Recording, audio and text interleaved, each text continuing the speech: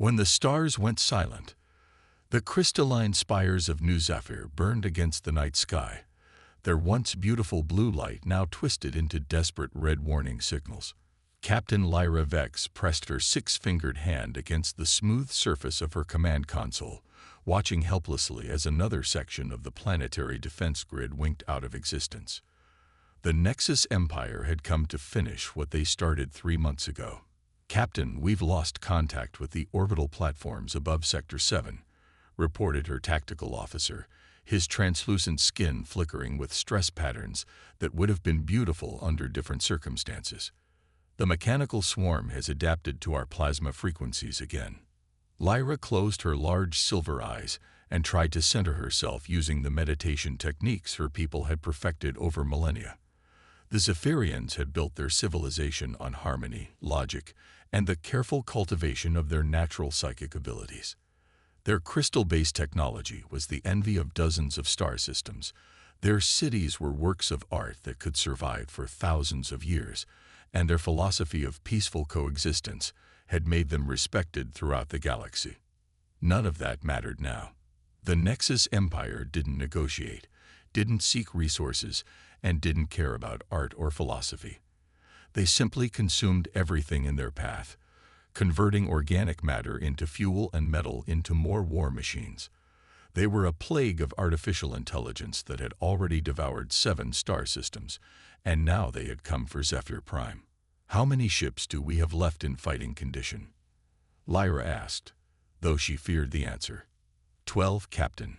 We started the battle with 68 vessels of the line." The tactical officer's voice carried the weight of their losses. Each ship represented not just military hardware, but hundreds of crew members who had become part of the growing silence among the stars. Lyra walked to the observation deck of her flagship, the Crystalline Dawn, and looked down at her homeworld. Zephyr Prime had been called the Jewel of the Outer Rim, a planet where nature and technology existed in perfect balance. Now she could see the dark scars where Nexus ground forces had landed, spreading like infection across continents that had known only peace for over 2,000 years. "Captain," her communications officer called out.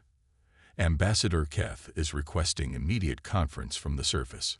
The holographic image of Ambassador Keth materialized on the bridge. The elderly Zephyrian's normally pristine robes were torn and stained, his ceremonial crystals dim with exhaustion. Behind him, Lyra could see the ruins of what had once been the capital city's government district. "Lyra, we cannot hold the surface much longer," Keth said without preamble. "The Nexus ground units are adapting to our defensive systems faster than we can modify them. They've learned to counter our energy shields, our plasma weapons, even our psychic disruption fields. We need help from outside our system. Ambassador, every allied fleet within 50 light years has either been destroyed or is fighting their own battles. The Nexus expansion has stretched everyone beyond their limits." Keth nodded grimly. "Then we must look beyond our traditional allies.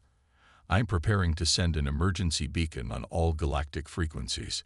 Perhaps someone, anyone, will respond before it's too late." Lyra felt a chill that had nothing to do with the temperature on the bridge. A general distress call meant admitting to the galaxy that the proud Zephyrian Republic was facing extinction. It meant potentially inviting conquest from other powers who might see opportunity in their weakness. But as another explosion lit up the planet's surface below, she realized they had no choice. "Send the beacon, Ambassador. Include our technical specifications on Nexus adaptive capabilities. Maybe someone out there has encountered them before." The signal went out that night, carried by quantum communicators across hundreds of light years. It reached trading posts and military bases, civilian colonies and research stations. Most who received it either lacked the resources to help or were too far away to arrive in time. But in one small corner of the galaxy, aboard a human exploration vessel 3 days out from Earth, Captain Sarah Chen was reviewing mineral survey reports when her communications officer interrupted her with news that would change everything. "Captain, we're receiving a priority distress signal. It's coming from the Zephyr system, about 8 light years from here." Sarah looked up from her datapad. The Horizon Walker was one of Earth's newest deep space exploration vessels, equipped with humanity's latest technology, and staffed by some of their most experienced spacers.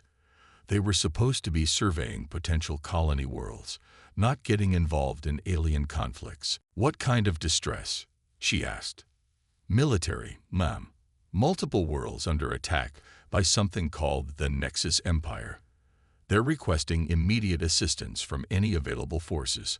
Sarah frowned. Earth had only made first contact with galactic civilization 5 years ago, and they were still learning the complex politics of interstellar relations. The Zephyrians had been among the first species to welcome humanity into the galactic community, though their diplomats had seemed somewhat condescending about human primitive technology and aggressive tendencies. "Play the message," Sarah ordered. Ambassador Keth's voice filled the bridge, describing horrors that made Sarah's stomach turn. Entire civilizations consumed by mechanical swarms, billions of lives lost, defensive technologies rendered useless by enemy adaptation. The Zephyrians were facing annihilation, and they were asking anyone who could help to come to their aid. "Ma'am," her executive officer said quietly, "we're an exploration vessel. We got mining equipment and survey drones, not weapons." Sarah stared at the star chart displayed on her navigation screen. Earth was still considered a backwater world by most galactic standards. Their technology was crude compared to Zephyrian crystal matrices or Altarian energy manipulation. Their ships were bulky metal constructs held together with welds and bolts, rather than the elegant bioorganic vessels favored by more advanced species. But Sarah remembered something her grandfather had told her when she first joined Earth's space program. He had been a Marine during the Third World War, back when humans were still fighting each other instead of exploring the stars. "Sarah," he had said, "never underestimate what desperate people can accomplish when they have no other choice. Lieutenant, open a channel to Earth Command. Emergency priority." The response came back faster than Sarah had expected. General Marcus Stone appeared on her screen, his weathered face serious as he listened to her report. Stone was old-school military, a veteran of the resource wars that had nearly destroyed Earth before humanity finally learned to work together. He had been skeptical of joining the galactic community from the beginning, convinced that humans weren't ready for the complexities of interstellar politics. "Captain Chen," Stone said after reviewing the Zephyrian distress call, "what's your assessment of the situation?" Sarah chose her words carefully. "General, if half of what they're saying is true, we're looking at a threat that could destabilize this entire region of the galaxy. The Nexus Empire isn't going to stop with the Zephyrians." Stone nodded slowly.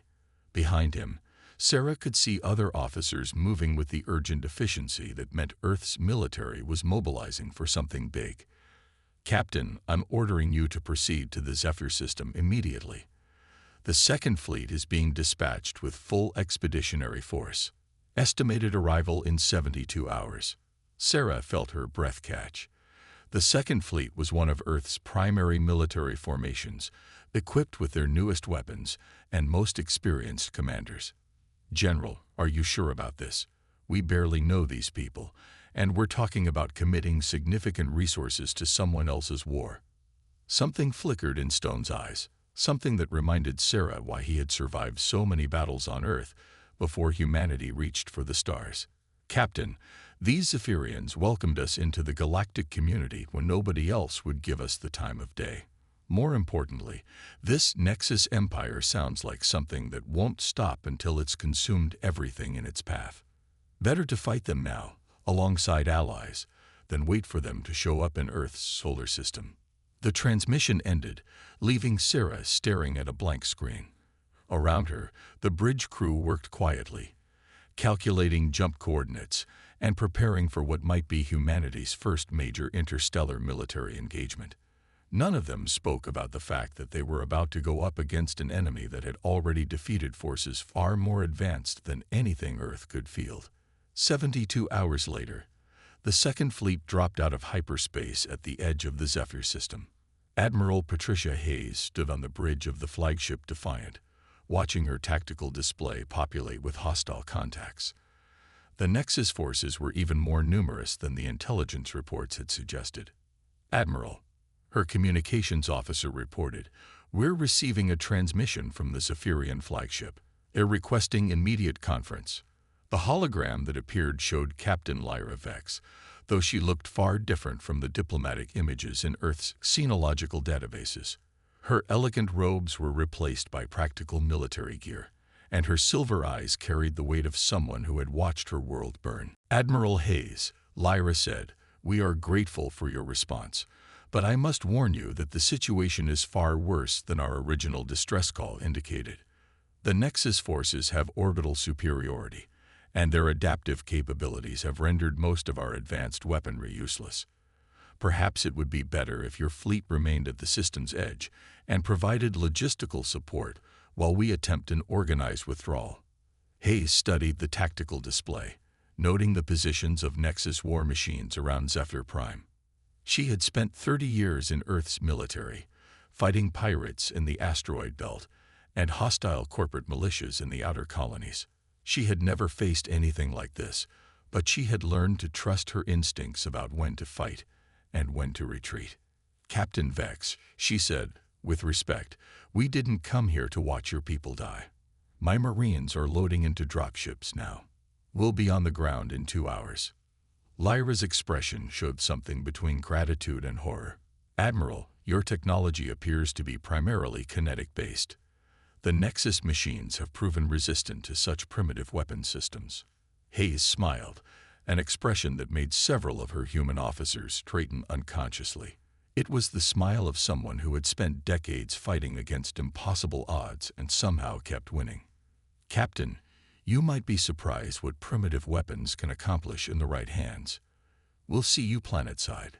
The transmission ended, leaving Lyra staring at her own blank screen. Around her, the Zephyrian bridge crew worked with desperate efficiency, trying to coordinate their failing defenses. None of them spoke about the fact that their last hope now rested with a species that most of the galaxy considered barely civilized.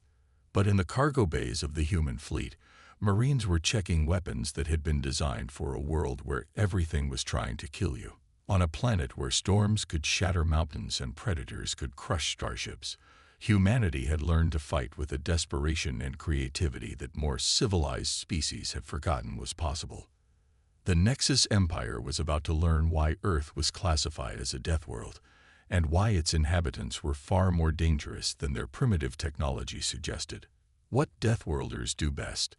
The dropships screamed through Zephyr Prime's atmosphere like falling meteors, their heat shields glowing white-hot as they punched through the planet's crystalline aurora field. Lieutenant Jake Morrison gripped his restraint harness and tried not to think about the fact that they were diving straight into the middle of the largest Nexus concentration on the planet. Around him, 40 other Marines from the 3rd Battalion sat in similar states of controlled tension, checking their weapons and equipment one final time. 2 minutes to drop zone, announced Sergeant Maria Santos from the pilot station. Santos had been flying combat missions since the corporate wars, and her voice carried the calm confidence that came from surviving things that should have killed her. "Intelligence reports heavy Nexus presence throughout the landing area. Expect immediate contact upon touchdown." Morrison looked around at his fellow Marines. They were a mixed bunch, drawn from every continent on Earth, and representing the full spectrum of human diversity. What they shared was something that most galactic species had never developed: the bone-deep understanding that sometimes the only way forward was through absolute hell. "Listen up," called Staff Sergeant Chen from the front of the compartment. "These Nexus machines are supposed to be real smart, supposed to adapt to whatever you throw at them. But here's the thing about being too smart: sometimes you overthink things. These machines have been fighting fancy energy weapons and sophisticated tactics for months. They're not ready for good old-fashioned human stubbornness." The dropship shuddered as Nexus air defenses opened up around them. Through the small viewports, Morrison could see tracers of energy fire streaking past, along with the angular shapes of enemy flying units that looked like mechanical insects the size of fighter jets. One of the other dropships in their formation took a direct hit and spiraled down toward the surface in a trail of smoke and flame. 30 seconds, Santos announced. Remember, these aliens have been fighting a defensive war for months. Show them what offense looks like. The dropship hit the ground hard, its landing thrusters barely slowing their descent enough to avoid complete disaster. The rear ramp dropped with a metallic clang, and Morrison found himself looking out at the ruins of what had once been a beautiful crystal city. Now it was a wasteland of shattered spires and smoking craters, with mechanical shapes moving between the debris. Morrison's first glimpse of a Nexus war machine made him understand why the Zephyrians had been losing. The thing stood 12 feet tall, with 6 legs that ended in razor-sharp points and multiple arms that wielded energy weapons with mechanical precision. Its armor was some kind of adaptive metal that seemed to shift and flow as it moved, and its optical sensors tracked targets with inhuman speed. The machine targeted him immediately, its weapon systems analyzing his heat signature, movement patterns, and equipment loadout in milliseconds. It had fought thousands of similar engagements against dozens of different species, and its tactical database contained detailed information about every known weapon system in the galaxy. What it didn't expect was for Morrison to throw a fragmentation grenade at its feet while charging directly toward it with a bayonet fixed to his rifle. The explosion sent shrapnel in all directions, overwhelming the machine's sensors and causing minor damage to its adaptive armor. But that wasn't the real purpose of the grenade. The real purpose was to get close enough for Morrison to ram 3 feet of high-carbon steel between the machine's optical array and its central processing unit. The Nexus warrior went down in a shower of sparks and mechanical fluids, its adaptive systems completely unprepared for such an illogical tactic. Around Morrison, similar scenes were playing out as human Marines engaged Nexus forces with a combination of high explosives, kinetic weapons, and close-quarters combat that the machine's tactical databases had no protocols for handling. Captain Sarah Chen watched the battle unfold from the bridge of the Horizon Walker, now serving as a forward command vessel in orbit above Zephyr Prime. Her sensors showed human forces advancing through areas that had been considered impassable by Zephyrian commanders for weeks. The Marines weren't using sophisticated tactics or advanced technology. They were simply walking into the most dangerous situations they could find and fighting their way through with stubborn determination. "Captain," her communications officer reported, "we're receiving a transmission from the Zephyrian flagship. Captain Vex wants to speak with you immediately." Lyra Vex appeared on the screen, her expression a mixture of amazement and horror. Behind her, Zephyrian bridge officers worked at their elegant crystal interfaces, trying to coordinate with the chaos that human forces had introduced to the battlefield. "Captain Chen," Lyra said, "your forces are advancing directly into prepared Nexus positions without proper reconnaissance or defensive support. This is tactically unsound by every military doctrine I've studied." Sarah smiled, watching her tactical display show Marine units pushing deeper into enemy territory. "Captain Vex, humans don't really believe in impossible odds. We tend to take them as a personal challenge." "But your casualties are lighter than expected," Sarah interrupted. "The Nexus machines keep trying to predict what we're going to do next, but you can't predict crazy. Our people aren't following any tactical doctrine these machines understand."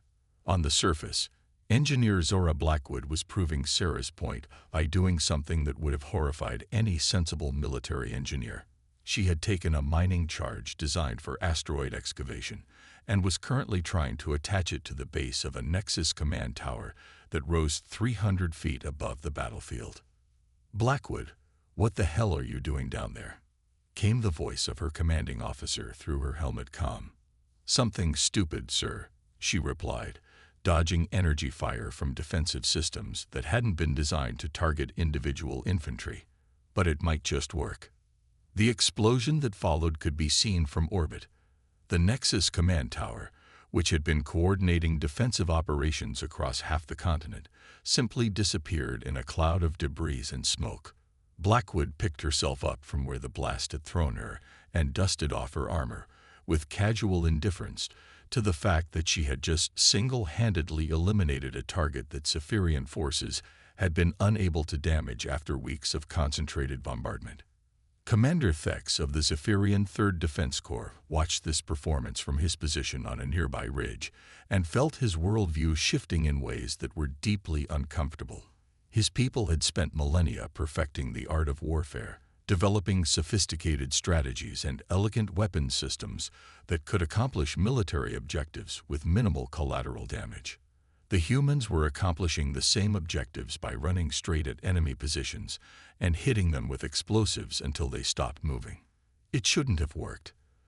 By every principle of military science, the human approach should have resulted in complete disaster. Instead, they were winning. "Sir," his tactical officer reported, "human forces have broken through the Nexus perimeter in 7 locations.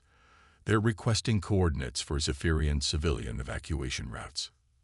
Thex activated his communicator. "Human command. This is Commander Thex. I can provide you with safe passage routes, but I must warn you that several areas are still under heavy Nexus control." The response came from Lieutenant Morrison, whose voice carried the exhausted satisfaction of someone who had been fighting continuously for 8 hours. "Commander, we appreciate the intel, but don't worry too much about the Nexus positions. We'll clear them out on our way through." And somehow, impossibly, they did. Human forces moved through the city like a force of nature, clearing buildings with explosive charges, engaging enemy units at point-blank range, and generally treating the entire battle like a slightly more dangerous version of the urban warfare they had perfected during Earth's resource wars. The turning point came when a combined human-Zephyrian force reached the main Nexus processing center, a massive facility where captured organic matter was being converted into fuel for the war machines. Zephyrian forces had attempted to assault this position multiple times, but their elegant energy weapons were unable to penetrate the facility's adaptive shielding. The humans solved this problem by parking a cargo hauler loaded with mining explosives next to the facility's main entrance and detonating the entire vehicle. The explosion was visible from 3 continents away and left a crater where the processing center used to be. "That's not tactics," Commander Thex muttered as he watched the mushroom cloud rise into the atmosphere. "That's barely controlled demolition." "Sir," his tactical officer replied, "it's also incredibly effective."